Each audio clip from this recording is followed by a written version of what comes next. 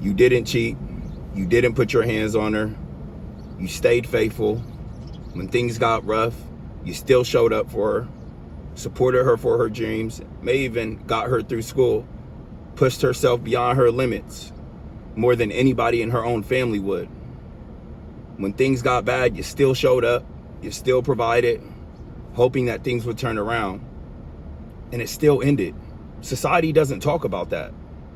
How many divorces that men go through where the woman leaves and you didn't do nothing, and it just was the normal path of once the honeymoon phase is over. Society doesn't talk about how they try to frame it when men leave a marriage. We're selfish. We're not thinking right. We're doing what's wrong for our family and the woman. But society frames when the woman leaves as she's outgrown the relationship. She's moving on to better things. She's elevating. And they basically validate it being okay.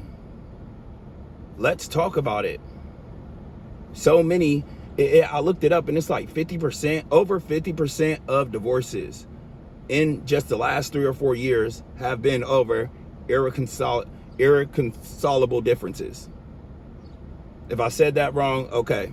But that's what 50% of divorces are now, over irreconcilable differences. There was no cheating. There was no abuse, emotional abuse, physical abuse. When I hear irreconcilable differences, honestly, that's also known as, for me, I don't feel the butterflies anymore. I just don't feel how things used to feel between us. And that's the craziest part. This is supposed to be through health, through sickness, till death. But right when the butterflies go away, which is going to happen in every relationship after so many years, women file for divorce over irreconcilable differences. But they don't talk about how that happens and you did everything that you could.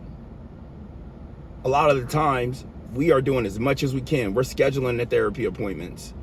We're doing a couples counseling. We're taking all that initiative to try to save what we agreed to being a lifelong commitment.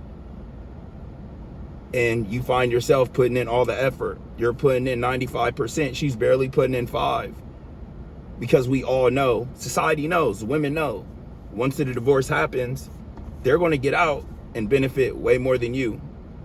So their initiative to really save things is automatically by default really low compared to the man, because the woman knows she's not going to lose a lot. The woman knows that she's going to get the kids, because the system looks at a father not as 50-50, because if they did, they wouldn't always give the mom custody right off the bat, full custody. And that's in most of the states, except for a few.